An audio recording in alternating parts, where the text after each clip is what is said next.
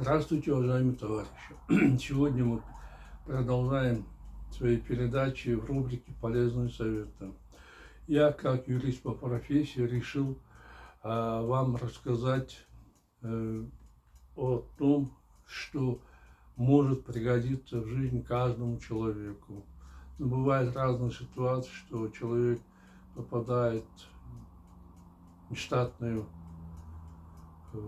ситуацию, трудные жизненные обстоятельства, и здесь ему может понадобиться юридические советы. Ну, сами узнаете, сейчас услуги адвокатов, профессиональных юристов очень дороги.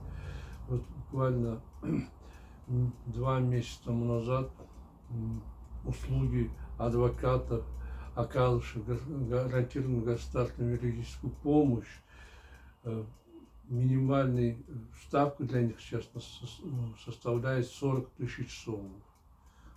А если обратиться к частным адвокатам, частным юристам, то ставки там уже гораздо выше. Но не каждый человек может себе позволить такие расходы. Ну, чтобы помочь таким людям в таких тяжелых жизненных ситуациях, я решил рассказать вам, как надо защитить себя в таких обстоятельствах. Надо сказать, что мною выпущена вот такая книга «Как защитить свои права в суде». И она продается в книжных магазинах, а также я выставил эту свою книгу на своем интернет-сайте epos-manas.com. Кто хочет, тот может там приобрести эти мои книги в электронном виде. Тут полностью даны ссылки на законы. Тут также даны в книге образцы заявлений, необходимых документов, которые нужно подавать в суд или другие органы для защиты своих прав.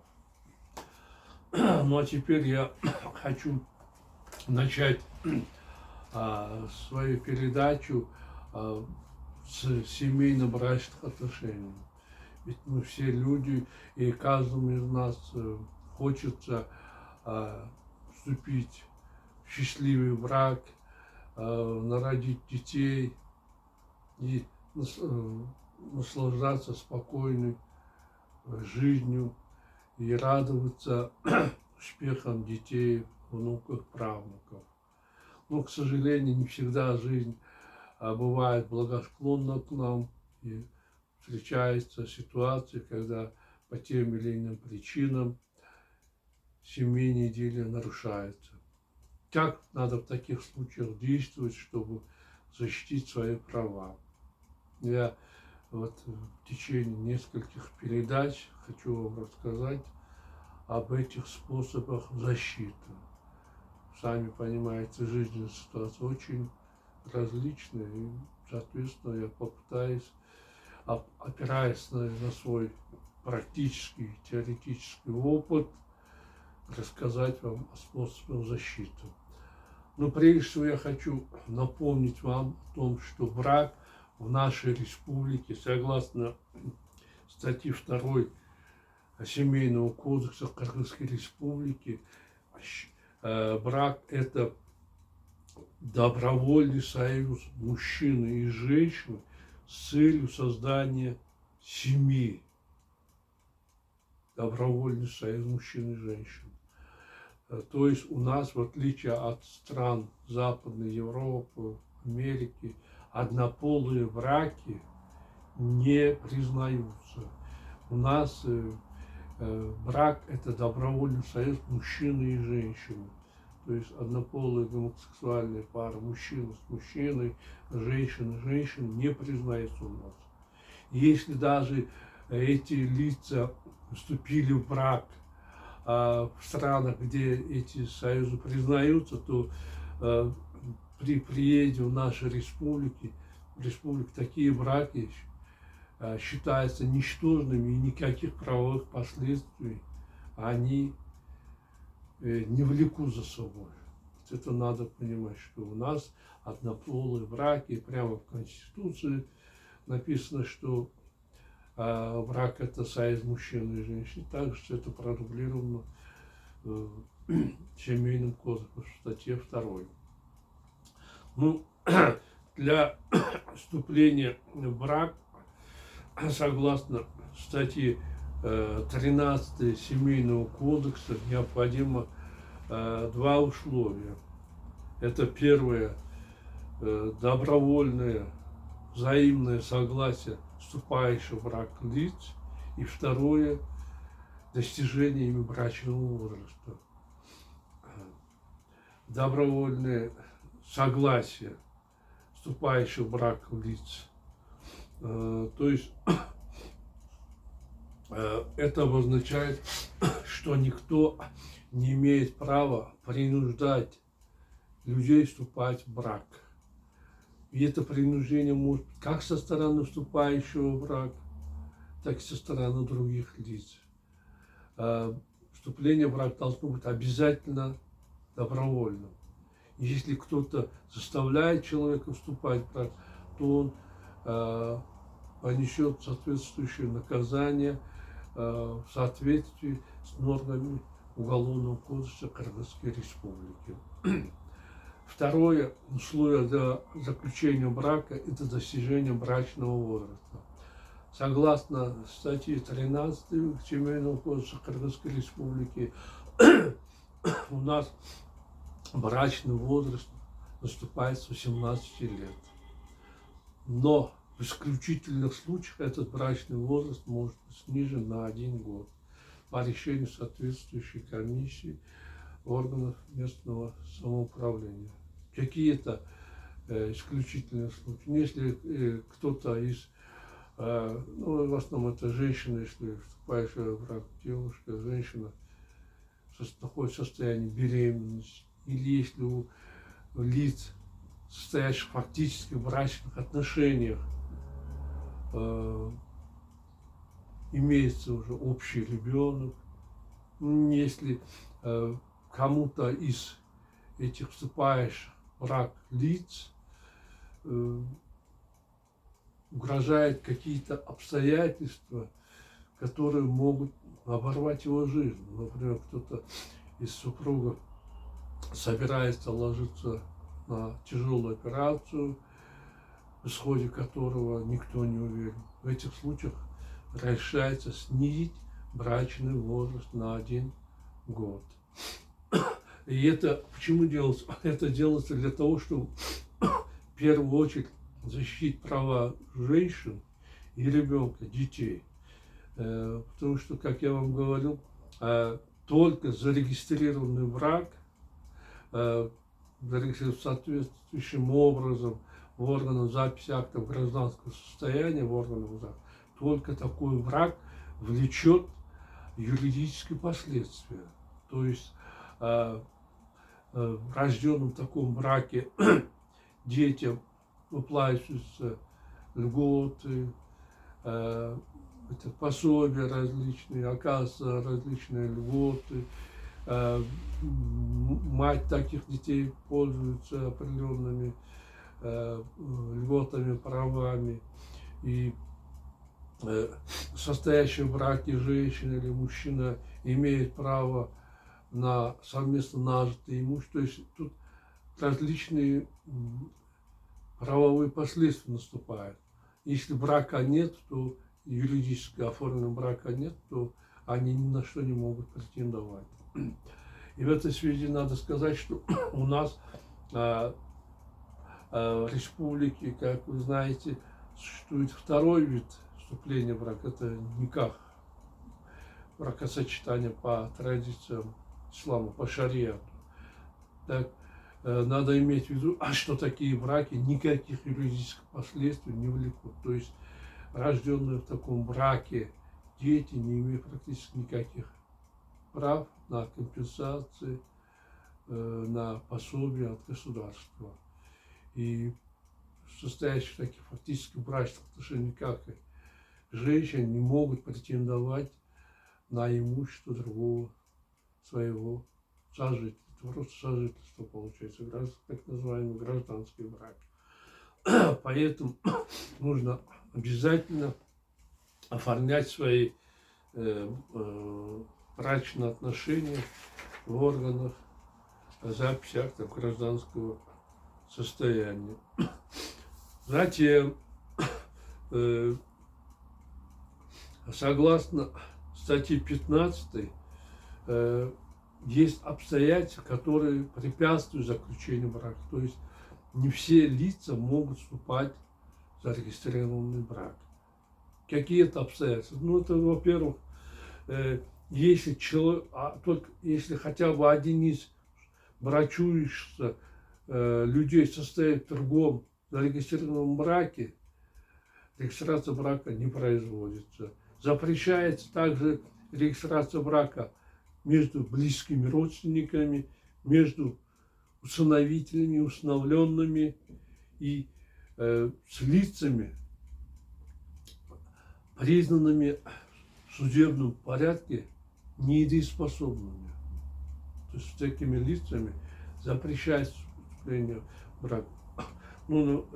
Если разобраться, то значит, если первое из этих обстоятельств, если человек, один из брачующихся, состоит в другом зарегистрированном браке, бывает так, что человек женился или вышла девушка замуж, а потом эти люди развелись, но брак не расторгли.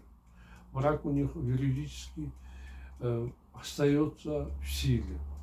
В этих случаях, когда они подают заявление в ЗАГС, органы ЗАГСа при наличии такого нерасторгнутого брака отказывают им в регистрации.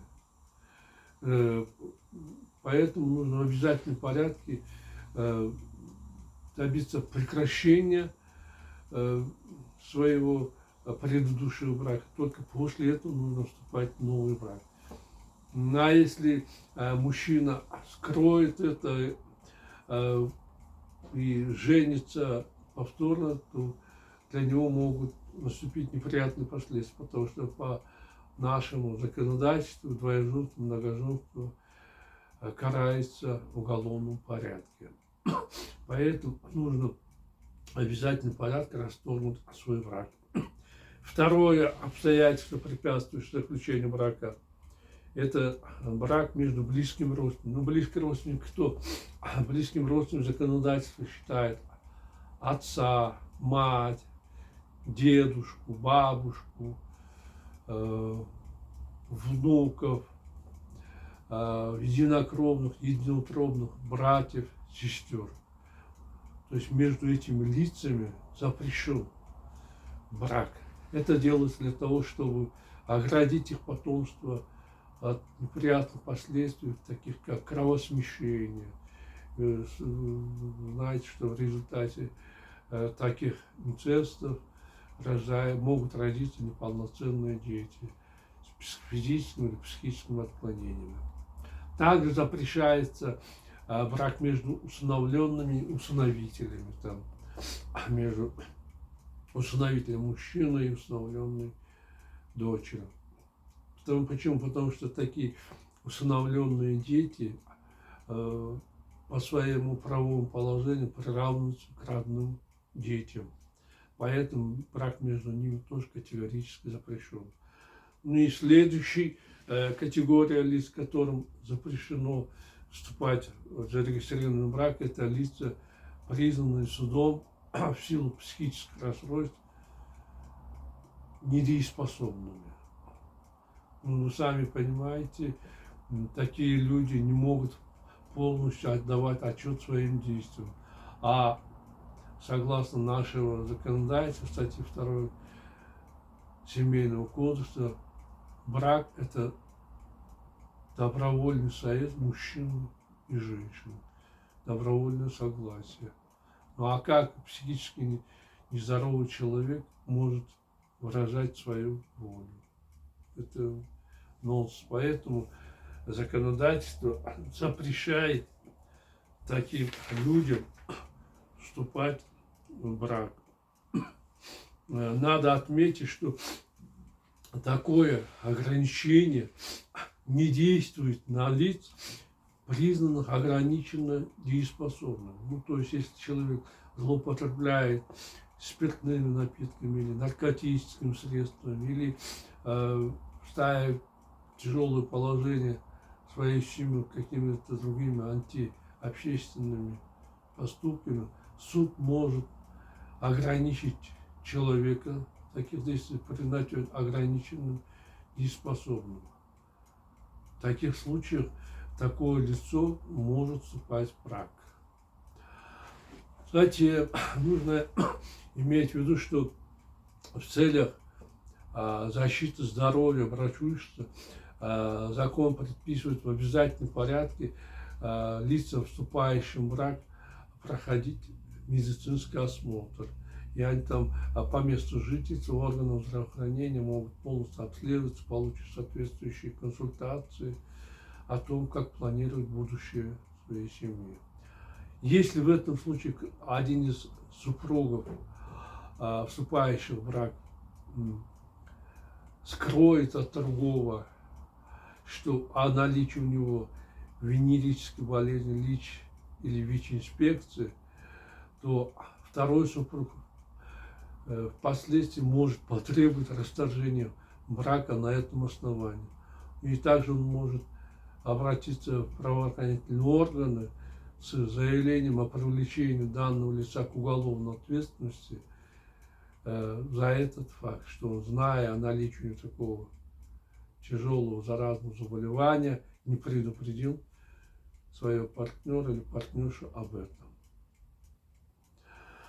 Ну, пока это все, что я хотел вам рассказать о браке и брачных отношениях, как вставать в брак. Ну, а в следующих передачах я вам расскажу о том, как можно расторгнуть брак, каким путем, в чем различие между расторжением брака в судебном порядке, в административном порядке, то есть в органах ЗАГСа, как в этих случаях надо подавать на алименты, как делить свое имущество, как получше защитить при этом свои права. И самое главное, как быть, если брак между сожителями, между двумя лицами не был официально оформлен. Как в таких случаях защитить свои права и добиться компенсации от другого супруга. Вот обо всех этих моментах я расскажу вам в следующих передачах. На этом я заканчиваю свою передачу. До свидания. До новых встреч.